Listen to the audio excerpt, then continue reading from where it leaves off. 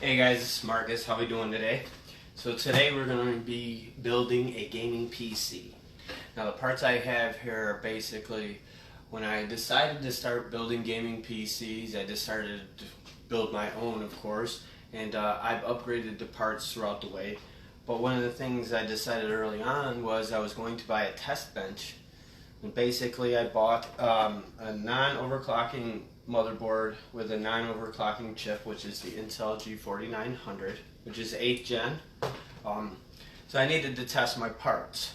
So what I've done is throughout the way I've gathered all these different parts from different builds and things people either given me or I've had.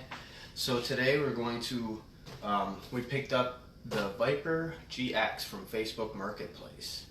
And I paid $35 for this case. Just got it home, so I'm not sure if it even works. The guy seemed really knowledgeable about what he was doing, and he basically just upgraded to a new case. So we're going to have the Intel G4900 in here. This is a dual core processor, and I believe it goes to 3.1 gigahertz in speed. 16 gigs of G.SKILL Ripjaws RAM. We have GTX 1030, 2 gigabyte. We're going to be putting in an EVGA 700 watt, 80 plus bronze rated power supply unit, excuse me. This power supply unit isn't the greatest, but it's not the worst. I also took out of a laptop a 1 terabyte laptop hard drive, and I was able to pick up a 256 gigabyte solid state drive, which can also be upgraded later to an M.2, which also there is an M.2 slot on this motherboard. So it's the motherboard we're going to be using. This micro ATX board. This is a newer motherboard. It's a B360, not the newest, but it's an LGA 1151 socket. So let's get to it.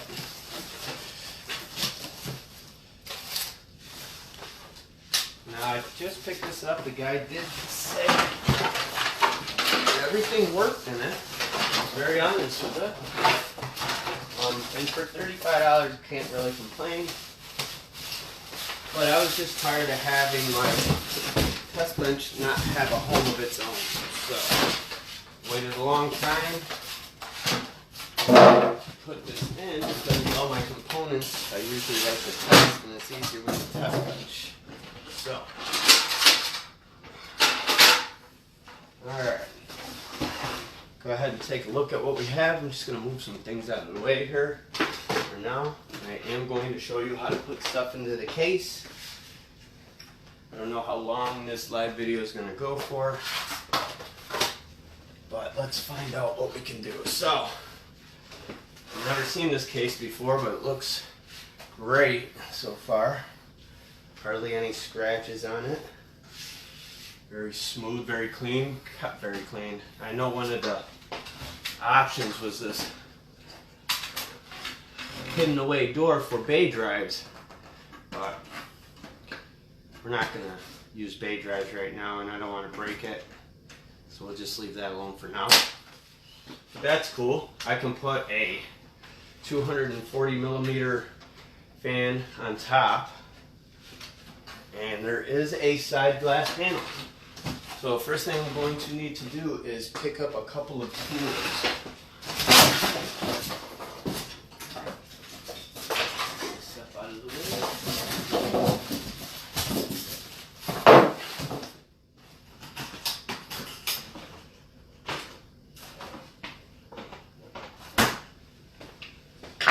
Magnetic screwdriver is the first thing you should have.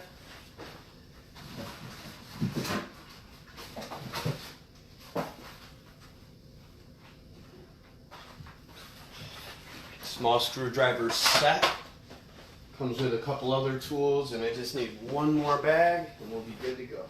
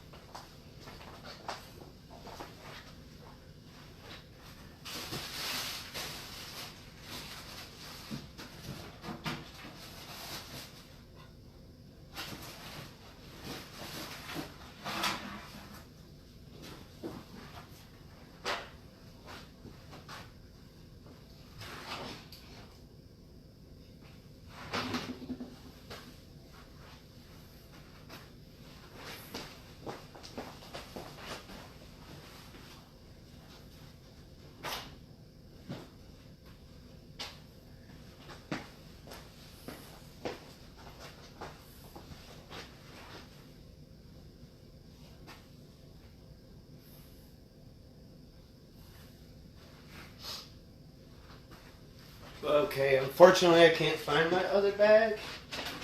We need the press on. It's very peculiar, I just had it last night, but that's okay. So there's a couple screws on the side. This is going to allow me to take off the side panel here. See what we have inside or under the hood.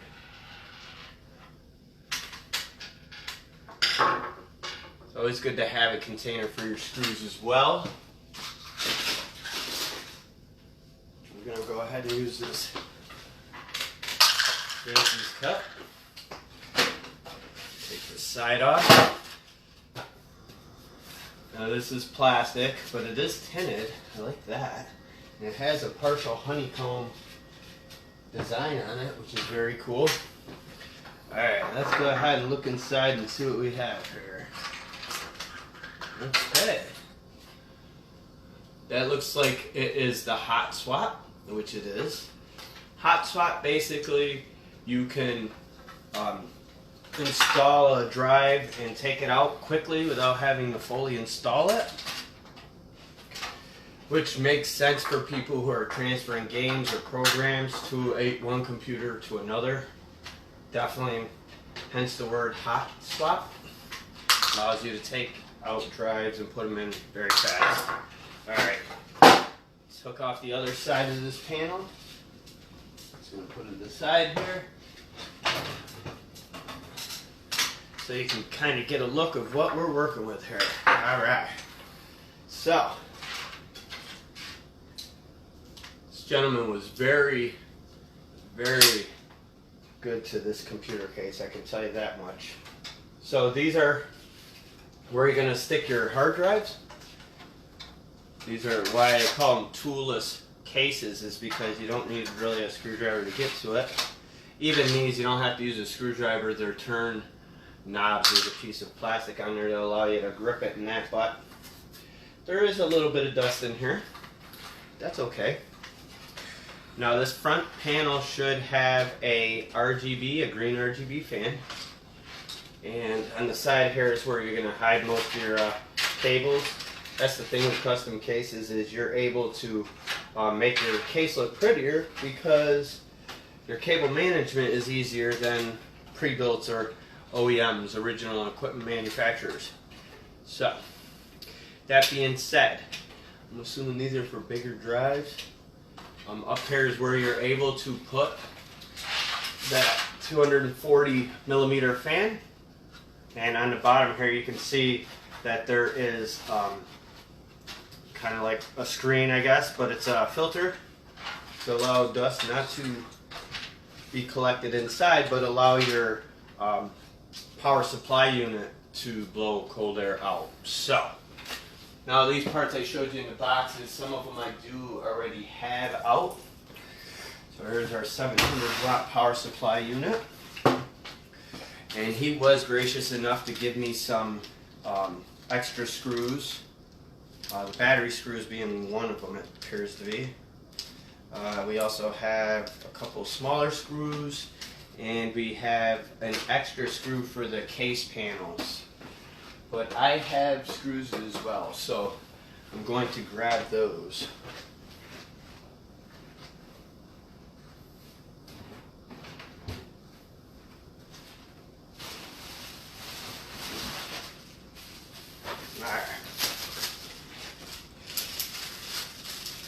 Some of these other things I have, zip ties.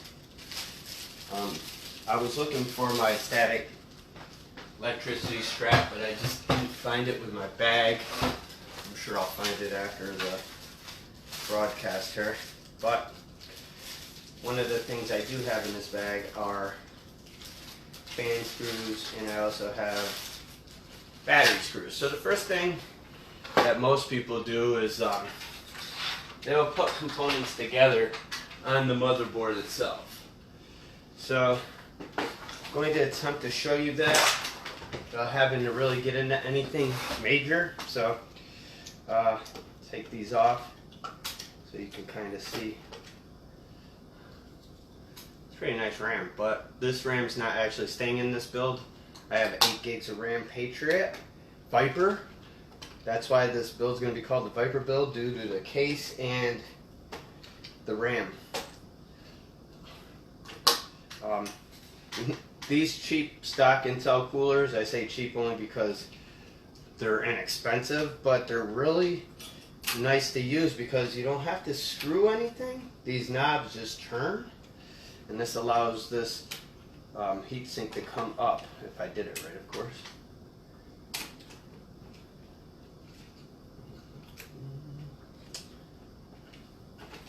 I don't take this off very often, so bear with me. Or I might end up breaking it.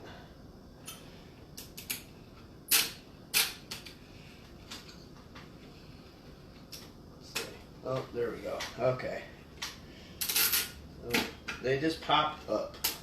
And I just kind of wanted to do this to show you, like, if you were to get all these components separately, you wouldn't technically hook them up together. So that made no sense. I'm sorry.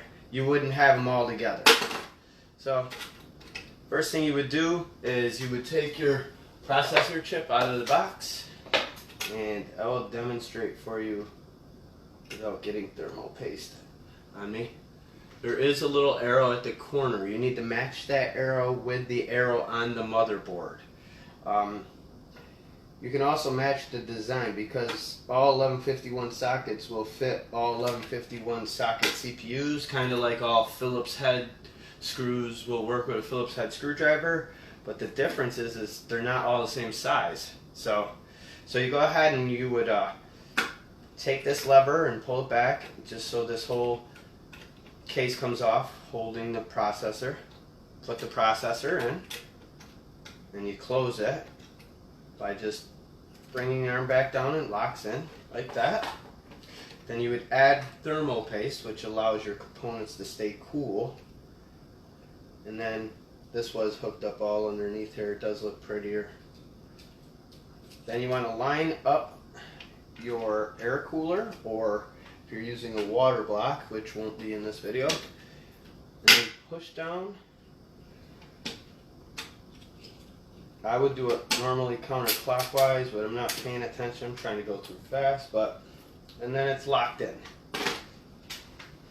Next step, you would take your RAM out of the package, and there is a notch, and not all RAM fits the same. It has to be the RAM that goes with the motherboard. So there's DDR4, DDR3, DDR2, DDR. Those are the years or generations of RAM, but you kind of want to make sure that you get the right size RAM and that you put it in the right slots. In order to get what we call dual channel, you want to put them in either, on this case, there's the same colored DIMM slots, which tell you 2 black would be for one channel, and then 2 gray would be for the other.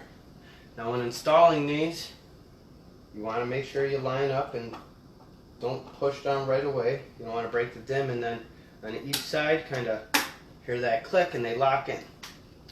So there's the motherboard. Now we have it all set up.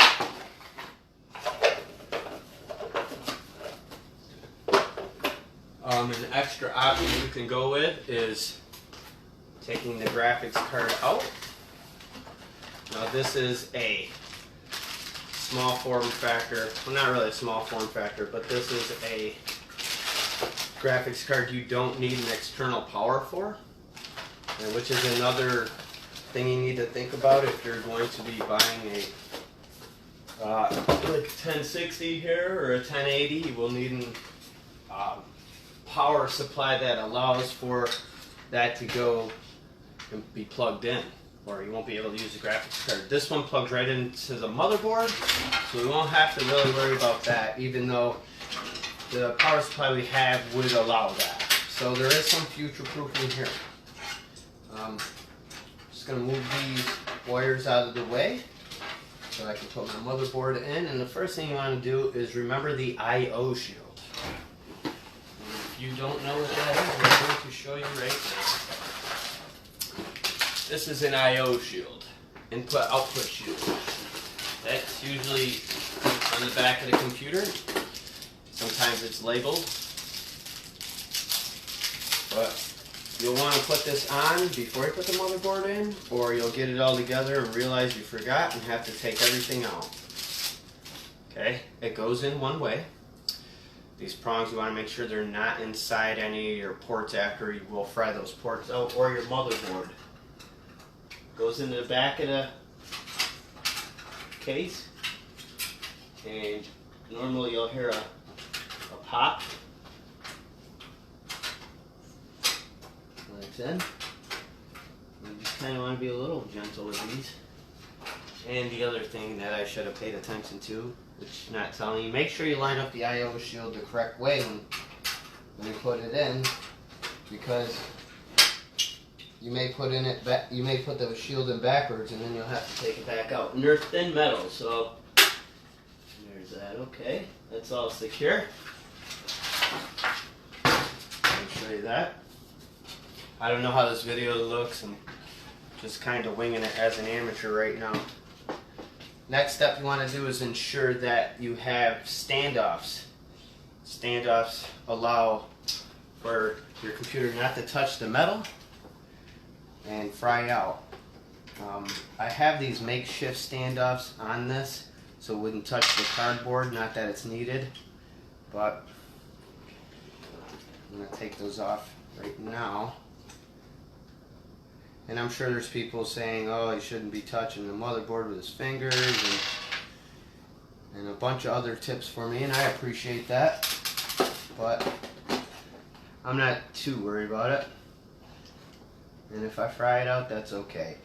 Case is universal. It can take a micro ATX, a mid-size ATX, and probably a full-size ATX motherboard, which just means small, big, bigger. Alright,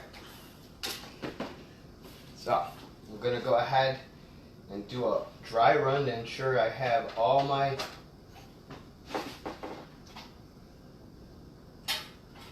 standoffs so that my motherboard will fit in there.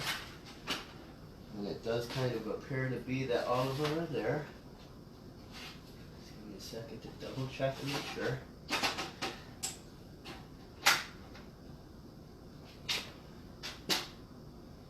And the good thing about these cases is you can move the standoffs, if you're stronger than I am, in order to allow them to fit. And they just turn. I'll show you what they look like in 1 second. Get this out. So. That's what they are, and they sit on the motherboard like little legs. That's all I can describe them as, little legs. Hey, little legs. Take your time screwing them back in, because I mean, like, this is green and it's painted green, and I'd hate for it to ruin the paint job.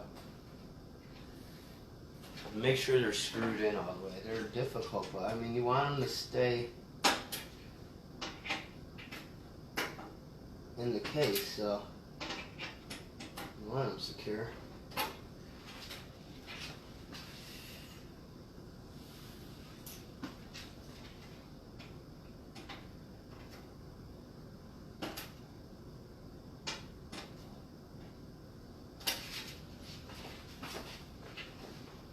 Flashlight's also very handy.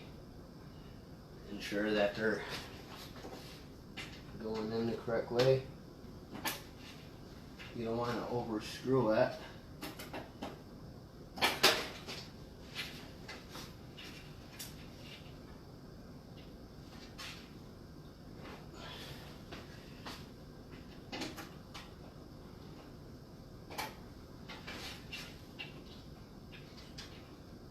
Alright, I'm going to go with the other one now.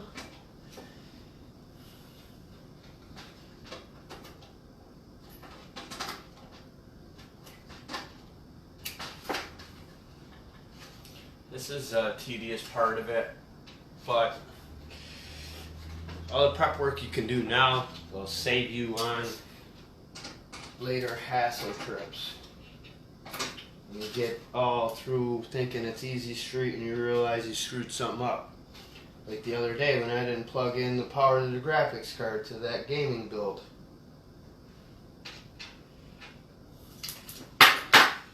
Just double check one more time, ensure.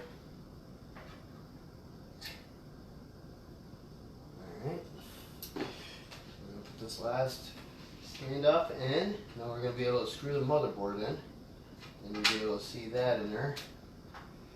And you can choose to put the power supply in first or the motherboard. And I did get a non-modular motherboard, so basically all the wires are connected to the battery itself, which makes for more wires you gotta look at. But that's the nice thing about this case, being able to hide the cables in the back of the case. Now this case, I mean, you can get it on Newegg right now in different colors for $60.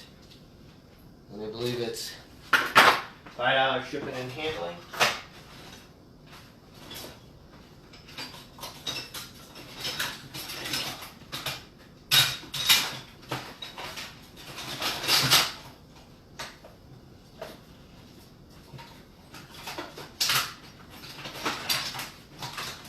This is one of the smaller Robo Grip. Robo Grips are the best. I got a whole set of them on eBay years ago and never got rid of them. One of my favorite tools to have.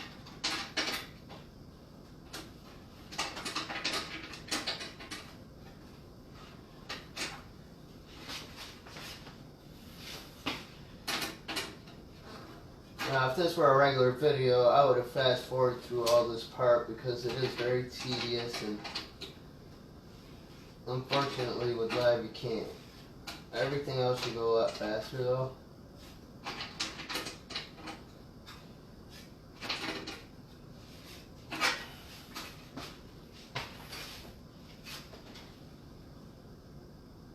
Alright. So now that we've done that, we're going to go ahead and our motherboard in here.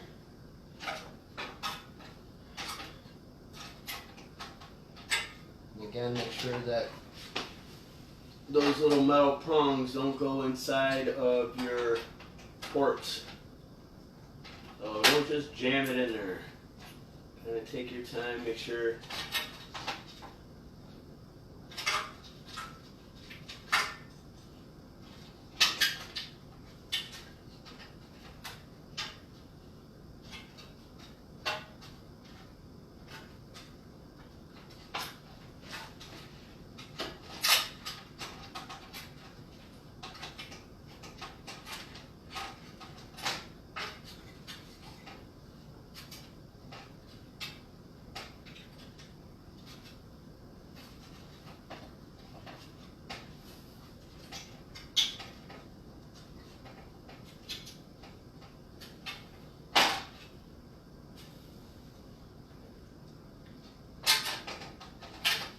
I'm just being very careful with it.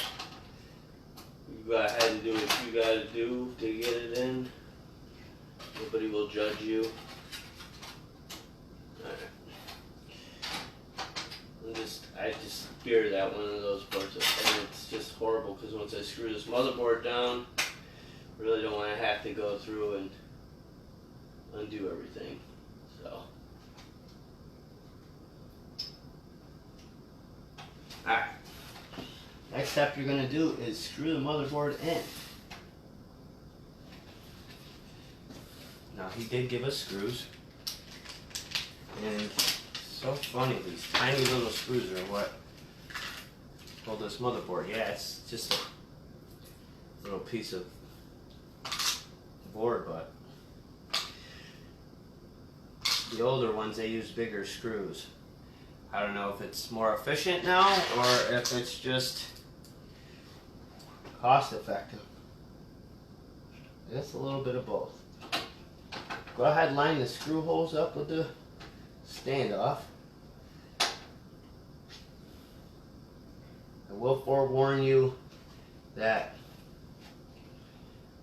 you cannot, I shouldn't say cannot, you can use an old motherboard from an old pre-built,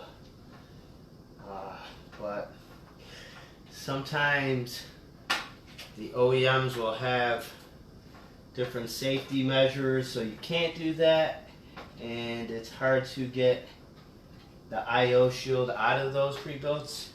Sometimes you have to use a Dremel and cut them, and that doesn't always work. So my best bet to you, and most people are going to tell you, just buy another motherboard and processor if you have to, because chances are that OEM is old.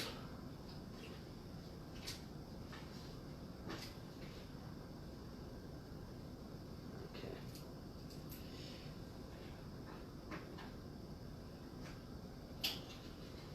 Another great tool I have is a flashlight. All these things I don't have, of course.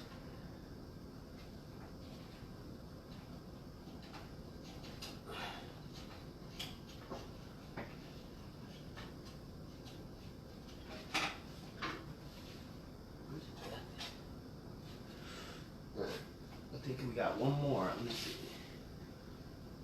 I'm also should be wearing my glasses, and I'm not.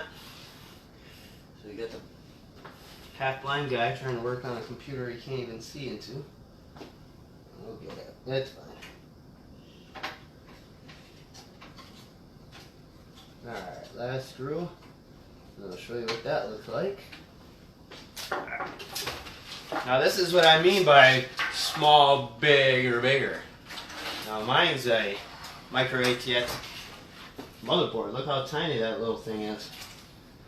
But you can get bigger. They can come all the way to here. But I like the minis because then they have more options to fit in things. And I don't need a lot of features. And again, this particular motherboard was for testing my components. Alright, so we have the motherboard in, and like I said, sometimes people will put the graphics card in before the motherboard's put in, sometimes you put it in after. I put it in last. It's all up to you and your preference. Okay, now this fan on this power supply unit, if it goes up to the top of the case or the back of the case, most of the time if there's metal on the bottom of this case that's closed, you can't put the fan like this. But because this case is designed to allow that to happen, we are going to put that fan right on the bottom of the case, and it's going to blow that air right out of there, all that hot air. But again, like I said, if you have that, it's almost like putting a fan in a window. If you're putting a fan up against the wall, it's not going to blow anywhere, and it's probably going to get hot and short things out. But if you put it in a window, of course it's going to blow out. Again, it's an aesthetic thing. It allows you to not have to look at the fan unless there's RGB, which in this case there isn't.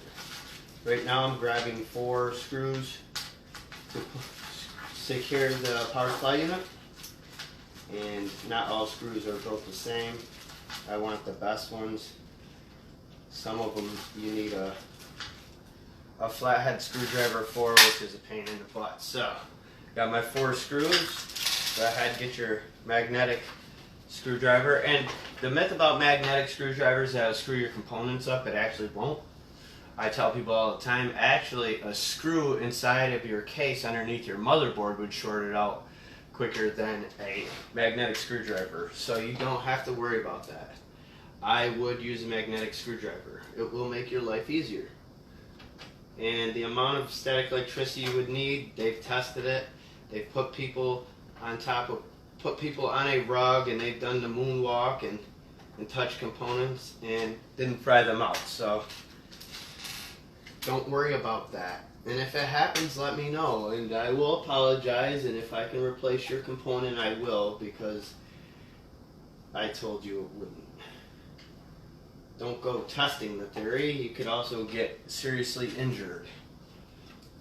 So, now you guys kind of know why it took me 3 hours to build that other PC. because I'm a talker. But go ahead and get your 3 screws in, and again, don't over tighten. You don't need to over tighten. Depending on your case, the metal, it'll bend the entire case if it's thin. This is a really decent case, so I'm not too worried about that, but you could chip the paint and it's going to look horrible. And it's on the bottom, so it's not really going anywhere. So, alright, so we got our motherboard in there and we got our power supply, as you can see, on the bottom. And then there's the fan with the screen to catch you up if you didn't go back in the video to the beginning, talking in syllables. Alright, so 20 or 24 pin, which most power supplies, newer ones, come with the 20 and the 4 pin connector, because newer motherboards take a 24 pin connector, older ones don't. Okay. We also have our PCIe ports. These are for the graphics cards I was telling you earlier. You see, this comes with 2 6s and 2 2-pins, which obviously 16 pin or 4 pin or 6 pin or combination of any of those. And yes, different graphics cards do have different pins. I have one that takes only 6. I have one that takes all 8. So it all depends on your motherboard. The other component for your motherboard is your power for your CPU. Older ones take a 4 pin, newer ones take an 8 pin. So again, future proofing. Always see what you're going to need. So I'm going to just feed all these through the back and then go through one by one to put them in. I did skip one, didn't I? Let's see, I did skip one on you. Sorry. I will bring them back through. I skipped a few things, but I'm going to go back to those, but I skipped one thing on this power supply, which is Molex. I don't know if you can see that, but Molex is used to power things like these fans to allow them to light up. You don't absolutely have to use them, or sometimes the Molex won't work for you, so you have to plug in a regular. You have to plug it into a regular fan header, is what they would call it, or where the pins go. So Molex. All right. So let's see. Oh, that's interesting. It's just not secure. Oh, nice. Oh, look at that. Cool. Well, we're not going to get into that right now, but it seems you can take parts off. And I would assume you could take this off for the graphics card. Some graphics cards are bigger than others. And if your graphics card is too big for your case, you're in trouble. Alright, let's see. A couple other housekeeping things. This is a USB 3.0 header, or I guess a female plug head. You'll know by the blue on the tip here. You can't always go by that, but majority of the rules. This plugs in. This allows you for USB in the front of the computer. Walmart didn't do that though. They gave you a USB 3.0, but they gave it with a C USB for like Galaxy S9 chargers, like mine takes it. I think the 8 takes it too. Alright, I don't know if you can see these. These are your power connectors. They're front header connectors. Basically, they power up the button. They allow you to turn the computer on and off. They allow for your lights sometimes. They allow for a reset switch, audio, your HD audio. Most of the time they're all the same thing. They plug in the same spot. And then you have your regular USB plug. So here's 2.0, I guess we'll call it. 3.0 or 3.1. Big difference.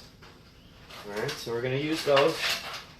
Great thing about these cases, I will say, before I drop it. See, when I take these cables, I'm going to try and line them up best I can. You're not going to really see them in the back of the case, so it's not a huge deal, but these little frames right here, I don't know, bumps on the back of it, allow you to zip tie things. So if I want it there, or if I want it straighter here, or if I want it here. But I will try and show you some of that. I'll probably cut this off after I plug everything in to show you it works, because that's kind of all I wanted to do with this video. But and then you have your SATA ports. I didn't get into that. So this powers the hard drives. This powers the motherboard. The Molex powers different components like RGB fans. And then we have the PCIe's power your graphics card or your video card. And then of course we have our CPU plug that is, again, you have to plug it into the motherboard, but it allows you to power your system.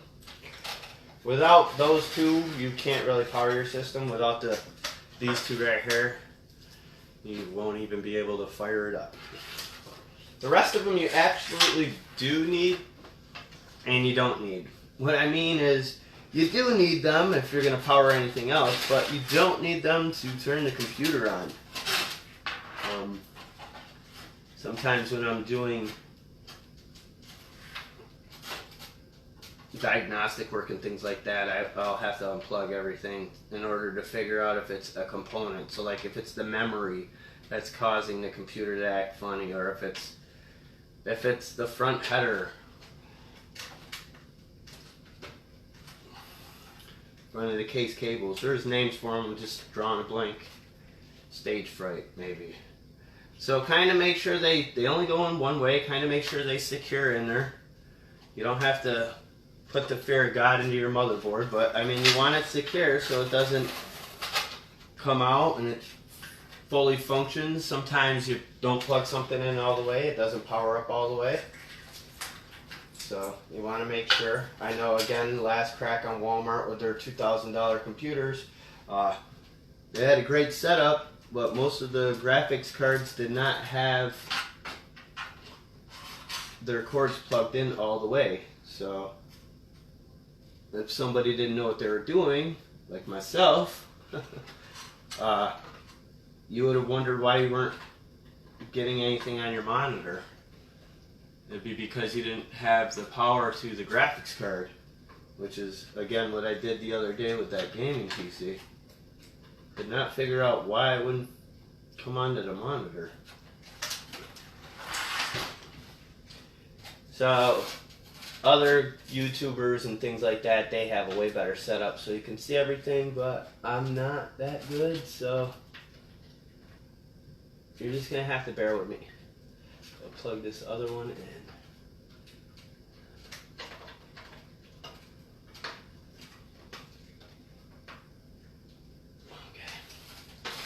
Alright.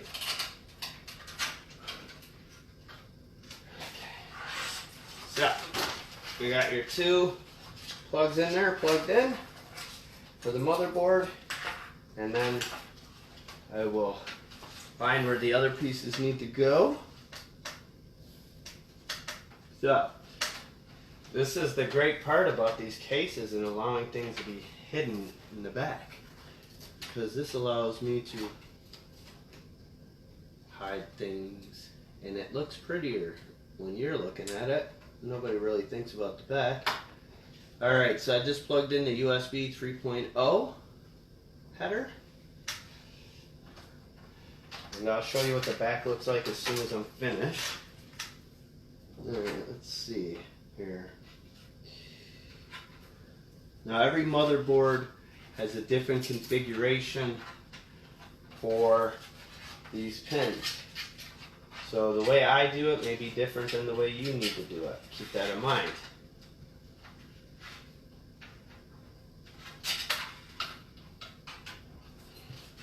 I'm just trying to find the best spot to put them in so they're like hidden out of the way here. So these are the most crucial pieces, I think, because they're so small. It isn't labeled on the motherboard where things need to go. But again, I don't have glasses on, I can't see it, I don't have a flashlight. All the things I told you to have, I don't have. So, but I'm kind of just trying to wing it here as well. The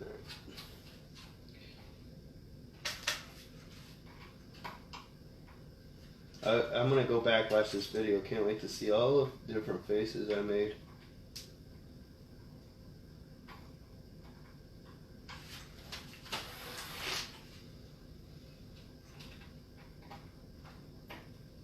Alright, it's plugged in the other USB. I could be wrong on that, but I'm pretty sure that's what it is. I need to actually put it through, and sometimes when you're doing this, you'll see a better route for it, because the end game is to like hide these wires. You don't really want these wires exposed. So if you can hide them, do it. That might have not been the better route to go. Let's see. May or may not have been. I don't think it was though. Let's just stand off.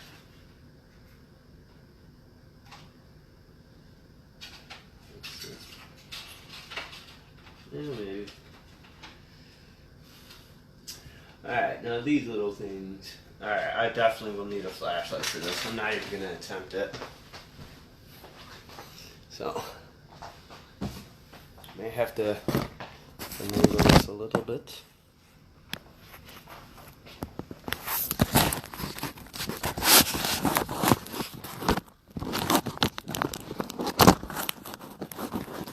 Don't get sick.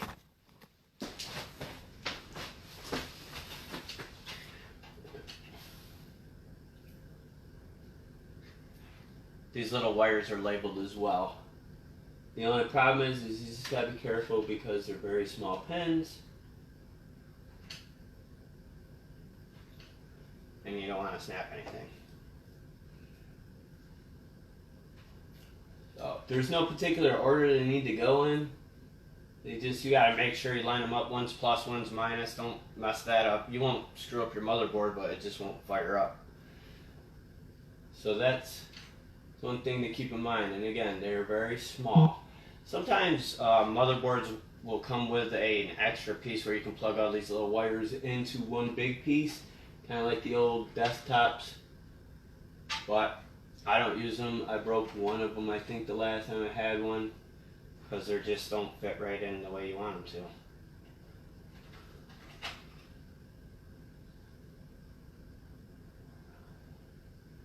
to. Alright.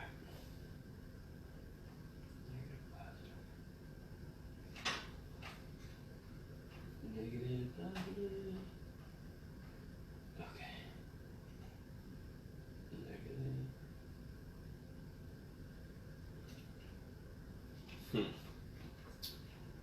Negative. Positive.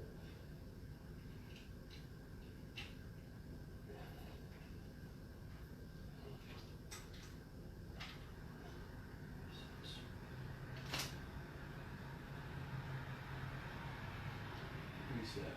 Switch.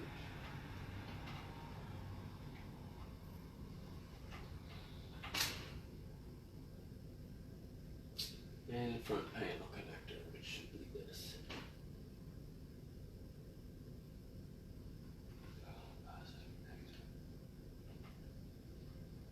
I might not plug this in wrong, because why? Because I didn't look at my motherboard manual like I should have, but we will see. We'll see how your boy did. It looks to be correct, but I've been wrong before. So, alright. Let's take a look at this. So these are those little pins I plugged in. So we'll clean up this monstrosity later. You won't see it. Then you got your 24 pin, your USB 3.0, your 8 pin, and then your USB. Alright. Let's see. I think the next thing I'm going to do is put in the graphics card. Don't touch this part of it. If you can avoid it, try and grab it by the shroud or the cover.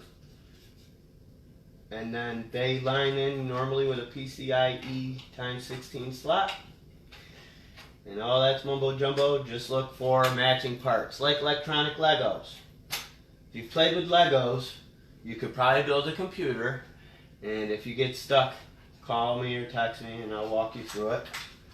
You'd be surprised. I've walked people through. I'll take 3 hours if we have to in order to make sure you got it done right. So now I gotta figure out some stuff for these Molex plugs. Alright.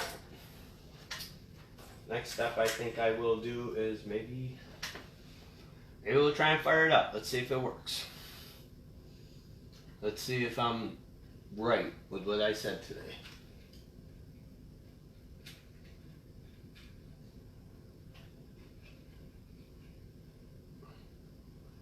Off camera, I'll clean it up more. I'm a bit of an OCD freak when it comes to this stuff because I like to have it clean. So I'm going to put it on the ground here with all these wires, man. And let's see if she works.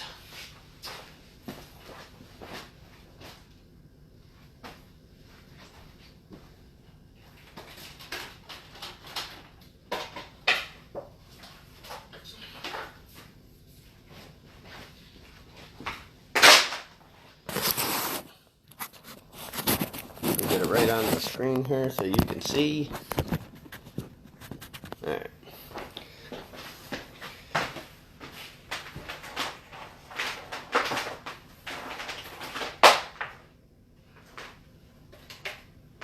Oh, cool. As you can see, this is where the test bench was.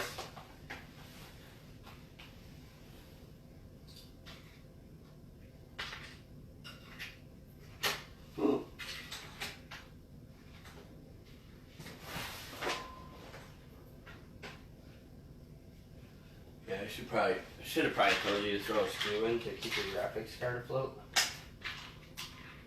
Kind of skipped that part.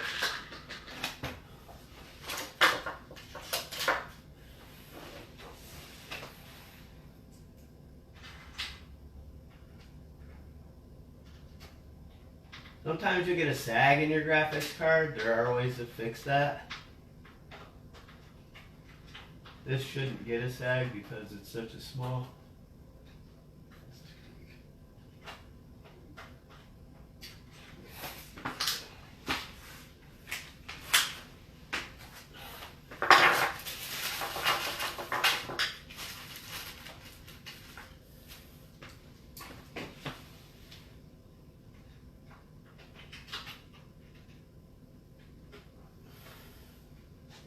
Just hold, like I hold the graphics card up with one finger while I'm screwing it in, so that way it stays flush.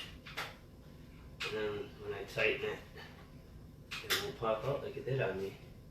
See, I make mistakes too. I admit it. Alright. You have to plug in. I'm going to plug in at least one chassis fan normally for now. You know what? Let's test that Molex. Let's test the Molex and make sure that the front fan works. I guess we could plug them both in and make sure they both work. This has kind of a hole for this little guy. There we go. Now I'll show you what the computer looks like. Remember, cable management will be cleaned up, so it's not going to look this way. But sometimes it's easier to do this.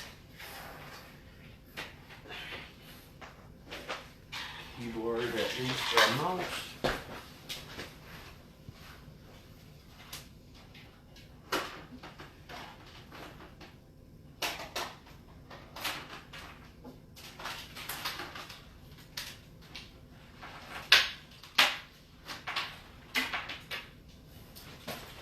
Yeah, those other YouTube guys would definitely have all this stuff up. I didn't really plan on doing it like this. I just got super excited over getting this case.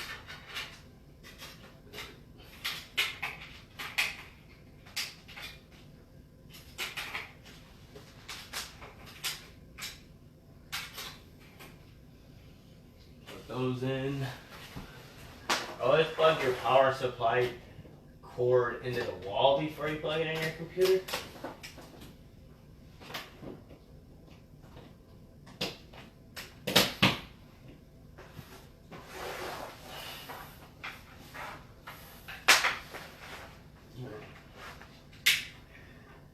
Let's see.